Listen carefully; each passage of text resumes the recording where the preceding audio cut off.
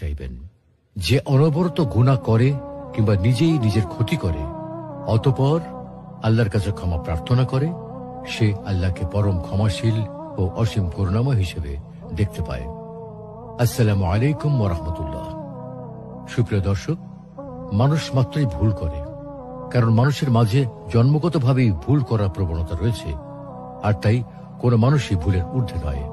আর এ কারণেই বলা হয় প্রথম মানুষই প্রথম ভুলকারী। মানুষের এইসব ভুল হতে পারে মনের ইচ্ছায় কিংবা অনিচ্ছায়, তবে ভুল যেভাবেই হোক না কেন, কোনো কাজে ভুল করে সঙ্গে সঙ্গে আল্লাহর কাছে ক্ষমা প্রার্থনা করলে আল্লাহ তাআলা বান্দাকে ক্ষমা করে দেন। আল্লাহর ক্ষমার পরিধি কতটুকু বিস্তৃত! আসলে আল্লাহ রাব্বুল আলামিন হলেন গফুরুর রহিম, পরম ক্ষমাশীল, অতি দয়ালু। তিনি বান্দার ভুল ত্রুটি, পাপ তাপ, যাবতীয় অপরাধ ক্ষমা করে দেন। বান্দার উপর দয়া ও করুণা বর্ষণ করেন। বান্দা যখন আল্লাহর দ্বারস্থ হয়, তার কাছে ক্ষমা চায়, তখন তিনি তার ক্ষমা ও দয়ার হাত প্রসারিত করেন। বান্দা ইস্তেগফার করলে তিনি বান্দার উপর নেমে আসা অনিবার্য আযাব পর্যন্ত বন্ধ করে দেন। তাই তো ইরশাদ হচ্ছে, তারা ক্ষমা প্রার্থনা করলে আল্লাহ তাদের শাস্তি দেবেন না।